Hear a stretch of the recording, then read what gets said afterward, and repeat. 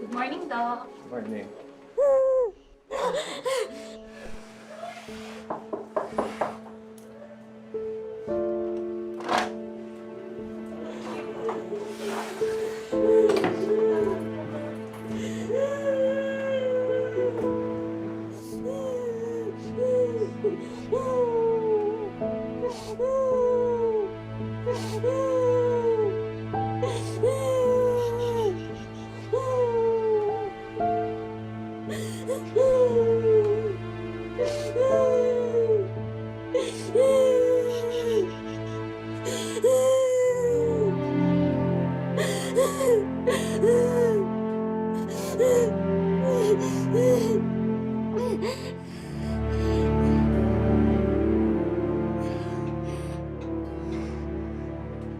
Peter Pan!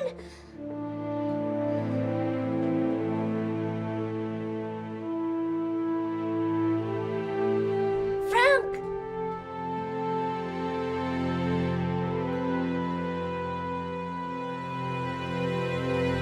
Frank?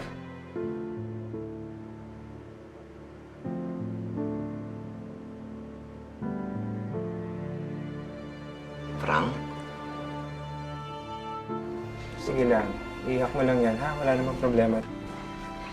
Ano ba kasi nangyari, ha?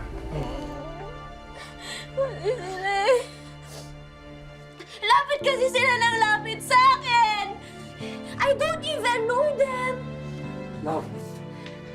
Love. Ako si Marco. Okay, ako si Marco, yung fiancé mo. Si Frank, naalala mo, pero ako hindi.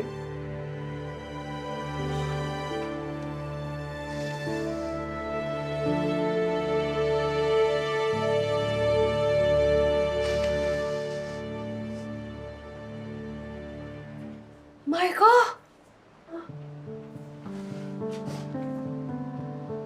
Naalala mo na ako? Eh di ba lagi kong ginugulo yung buhok mo? Vicky, tagal na yun eh. Bakit iba? Mas, At saka, bakit hindi ka pawisan at madulis? Vicky, bata pa tayo no. Iba na ngayon. Ate, how about me? Yumi? Please stop calling me ate! I'm an only child! Di ba yan ito, be? Ate naman! Ate kita! Kapatid mo ako! Huwag mo ako sinisigawan! Relax, relax. Relax lang tayo. Relax, relax. Relax. Sandali. Wag natin ipilit kasi nadidisorient si Ricky. Vicky. Naalala mo to? Naalala mo to? Binili mo to para sa akin. Stop na! Ayaw ko na! I don't wanna play with you, Marco! Konti lang. Binigay mo sa akin to eh. Tatawag ako doon. Sandali. Frank, please, Oh, sige. dito ka lang. Okay. Sige. Okay. Please. Sige. Dito ka lang.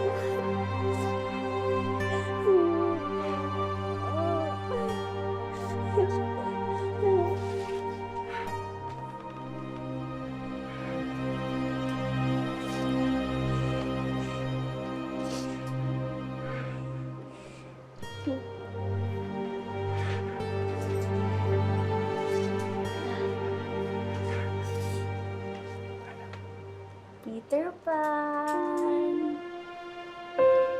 Wendy, gusto mo ba nito? I don't know. Think happy thoughts. Happy thoughts.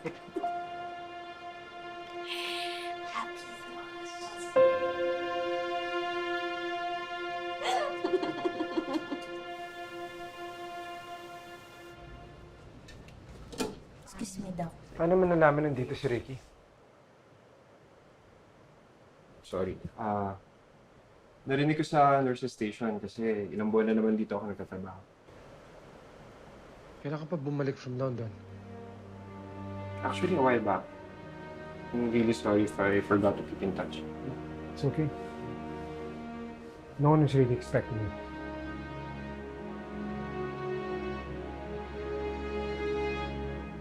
Need to take a shot.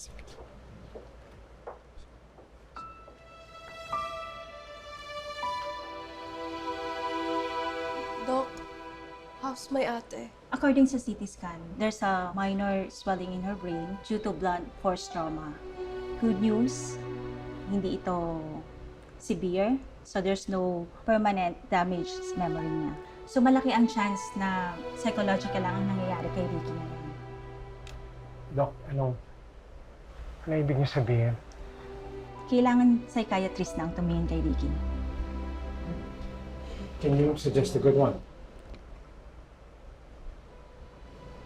Ito, si Dr. Sibilia, he's one of the best in this hospital.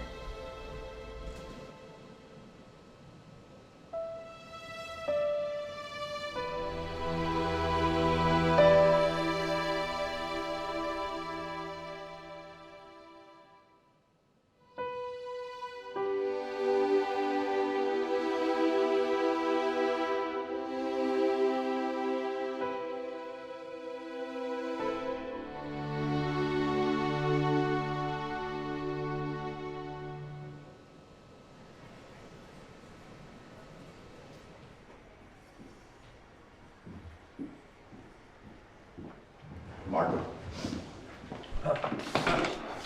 Nakausap nila doon, police. Ano sabi nila? Nothing. No leads. No witnesses. Kahit na yung CCTV footage, wala rin. Simpleng pagnanakaw lang daw. Sige, pag nanakaw. Punti ka na mamatay si Ricky pa. I know, son. That's why I told them to prioritize this. Every detail will be reported to me. Kailangan managot kung sino man ang gumawa nito. Kamusta si Ricky? Gumising na ba siya? Yeah, Dad, gising na siya, but there's something off with her. Hindi po masabi ng mga doktor ko ano yung problema na nangyari sa kanya. Ricky, may mga questions ako para sa'yo, ha? Sagutin mo lang as honestly as you can. Okay? Okay. So, what's your name? And your age? My name is Marikit Gonzalez and I'm 9 years old. Duh. So, where do you live? Alam mo naman yan, di ba? Bakit tinatanong mo pa?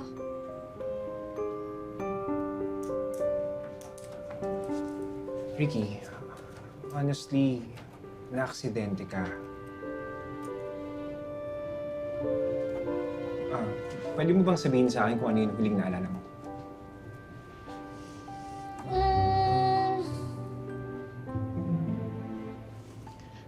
Birthday ko! Nandun ka pa, di ba? Sina Mama, Papa, and everyone around me. Nandun sila nung nag-blow ako ng candles.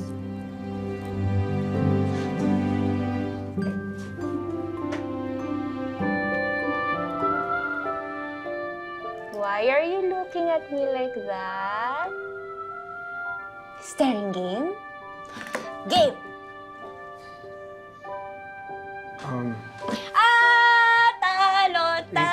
Talo ka! Ricky, Talo honestly, ka. na-aksidente ka kasi. So, hindi ka 9. 31 ka na. Oh! Talaga? Cross your heart?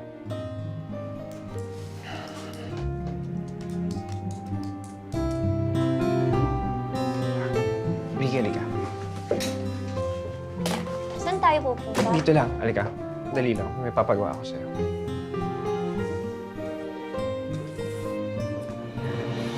Ayan, tingin ka muna dito sa salamin ko, ha? So, what do you see? Do you see anything different? May sugat ako. Nadulas na naman siguro ako.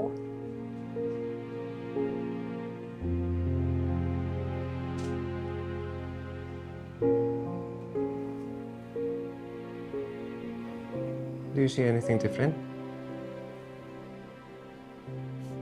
Trivia question ba yan? mm, wala namang nagbago. I look 9. Because I'm 9.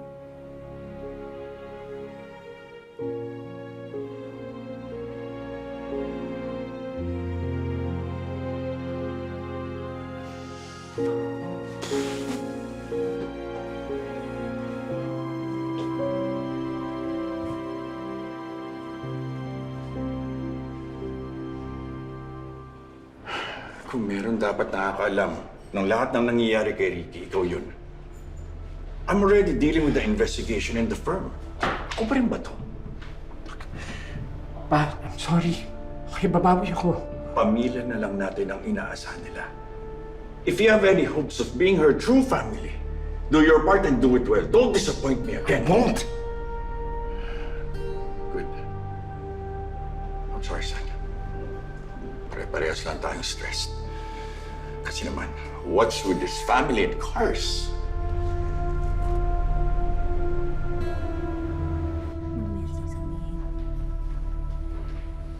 Ninong? Ninong! Mano po? Hindi na po kasama sina Mama at Papa? They're in a hearing. Oo, nasa hearing sila. Matatagalan yun.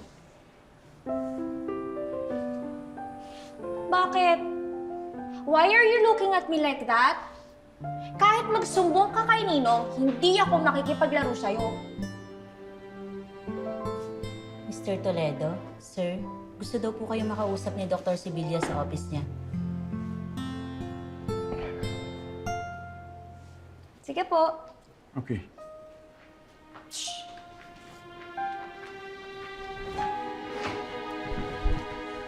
So ba? Diyan ka lang muna. Babalikan ka ni Dr. Frank.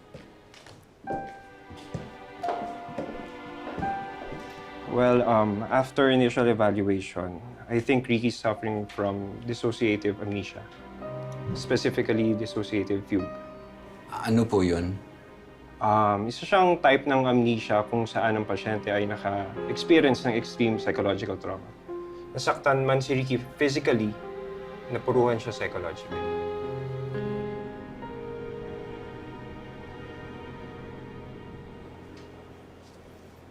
Ano po yan? Magpapatugtog ako. Gusto mo ba? Pwede ko pong subukan. Wow! Ang daming kulay. Ay! Ayan po. Alam ko po yan. Paborito ko po yan. Patutugtog. Gusto niyo po ituro ko sa inyo? Sige po. 1, 2,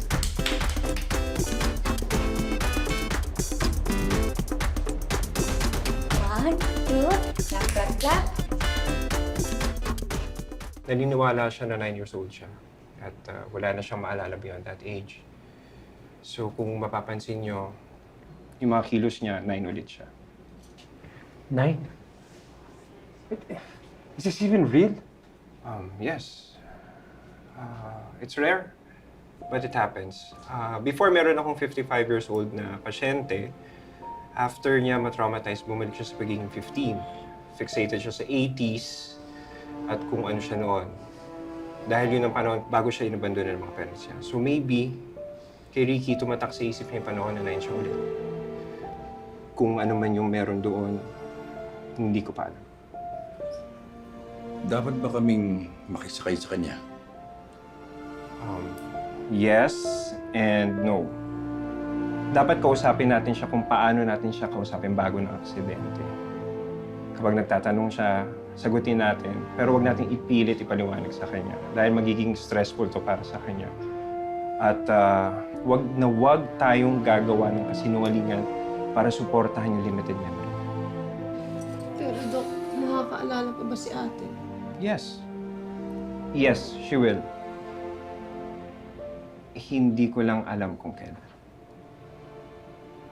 Ang importante, alalayan natin siya ngayon. So, sinasuggest ko na dito muna siya sa hospital habang pinapagaling yung mga galos niya. And then after that, mag-schedule na ako ng therapy sessions so I can help her deal and manage dun sa cost ng trauma niya. Doc, anong pwede namin gawin? Makakabuti po na gumawa tayo ng safe environment para sa kanya. Dahil importante para kay Ricky na maramdaman niyang safe at secured siya.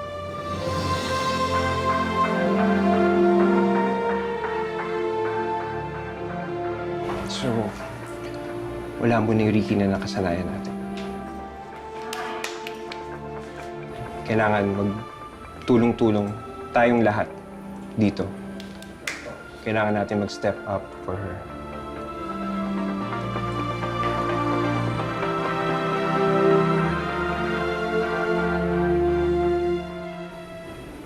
So, Yumi,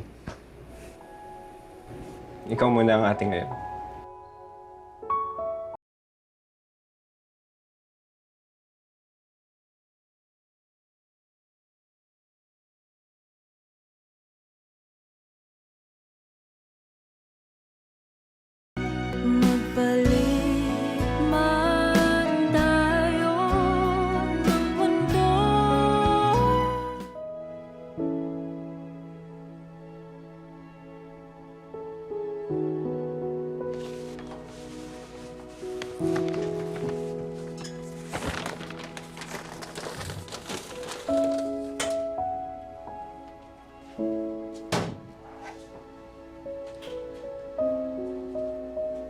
Nak, nagdala ko ng kumot ha, para sa pagtulog mo.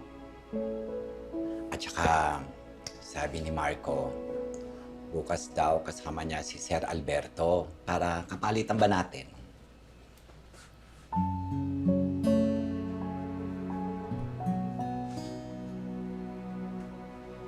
Nak, may gumugulo ba sa isip mo?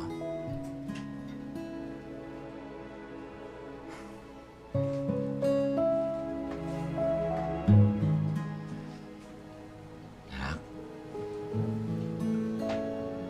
andito si Yay. Halika, pag-usapan natin ito, makikinig ako.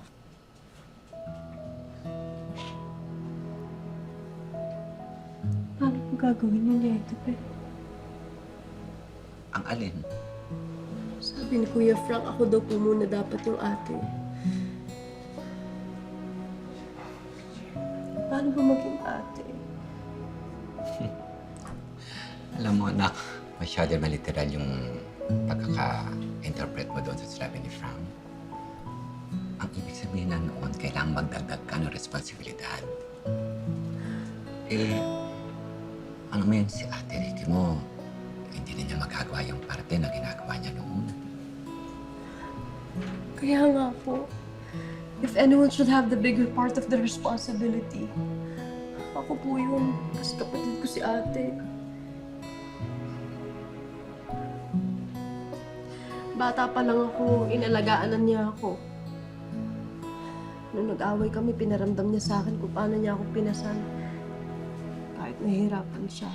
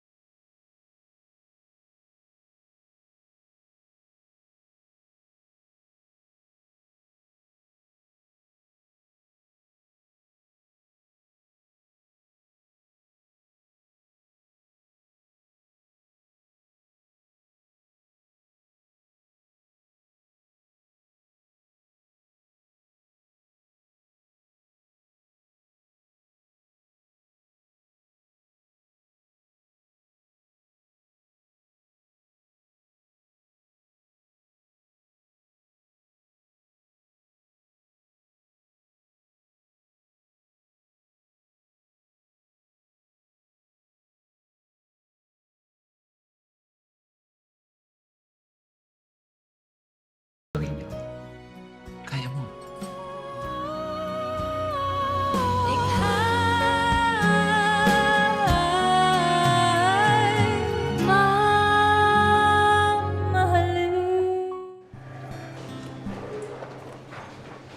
For you? Ano yan, suhol? Papatawag ba ako na hindi mo bukas? Anong suhol? Hindi. Maaga lang natapos yung class ko, kuya. So, thought I'd say what's up. Papabili ka lang eh. Hindi. Hindi pa pwedeng I'm just feeling extra nice today. At gusto ko sana makita yung reaction mo pag inabot ko to sa'yo. Eee! May para sa naman daw to. Hindi sinabi. Pero kuya, umamin ka nga. Magbabalikan na ba kayo ng ex-wife mo? Bakit pa eh? In-accept na naman namin ni Emily na hindi kami mag-work as a couple. Wow! Iba talaga pag si Kuya Frank, no?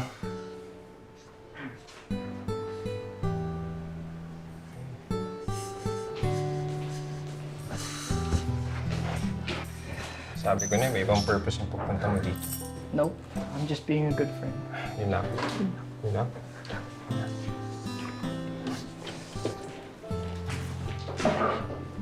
Umi, kumusta?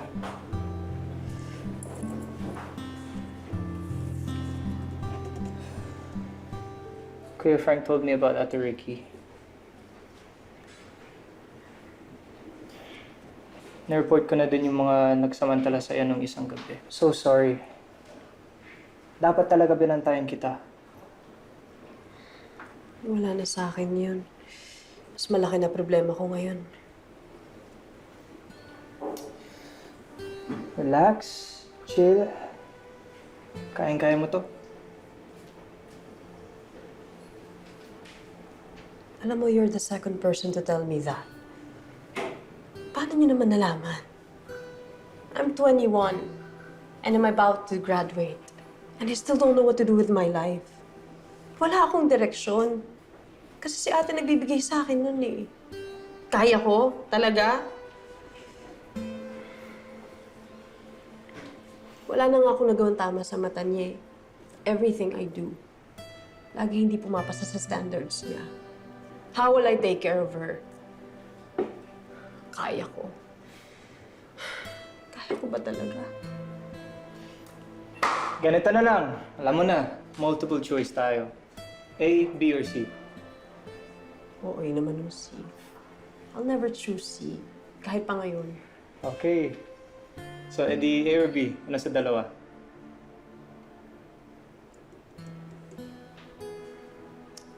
B. Hit me. Hindi ko sinabing kaya mo dahil sigurado ako na kakayanin mo. Pero dahil wala ka ng choice, Yumi, kailangan kayanin mo. Wala ka ng oras para pag-isipan mo kung gagawin mo ba o hindi. Because the choice has been made for you already dahil ate mo siya. Sa tingin mo, ready pa siya dati na alagaan ka? No. Pero ginawa niya para sa'yo.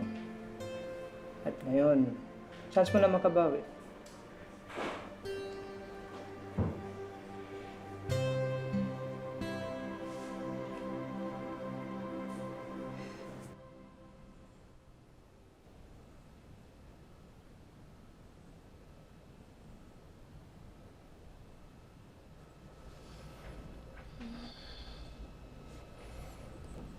Nak, nagugutom ka ba, ha? Ha? Nagugutom ka? Ano gusto mong kainin? Yeah, ito, Pei. Mm-hmm. Hindi pa po ba tapos yung hearing nila, Mama at Papa?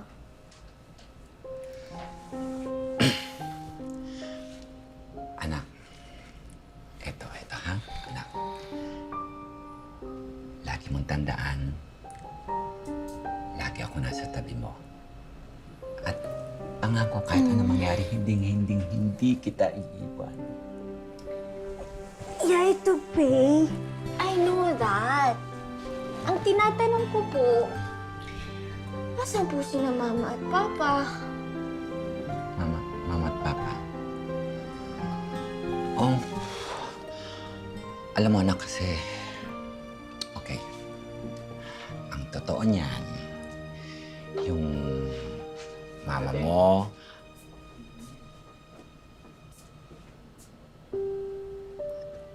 Yay! Yay, nasa na po sila mama at papa? No lies. Yun po ang sabi. Yay! Asa na po sila mama at papa? yung Yay, Tupi! Asa na sila mama at papa? Ate.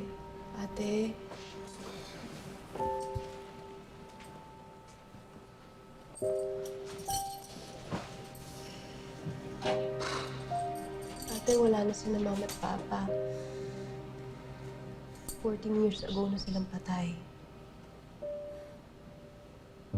Hindi totoo yan! Sana nga eh. But it's true. Wala na sila mama at papa. Bakit ba nakikimama at papa ka? Sino po ba kayo? Ate, kapatid mo ako. Bakit ba alam mo yung nangyayari sa kanila?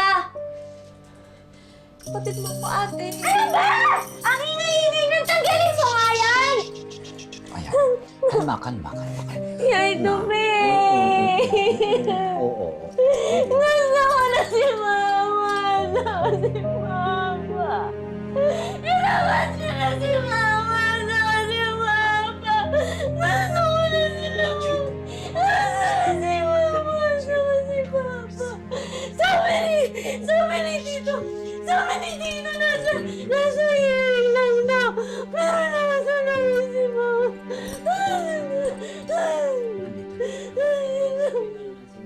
Yay, Tupi! Sabihin mo kay mama at papa gusto ko lang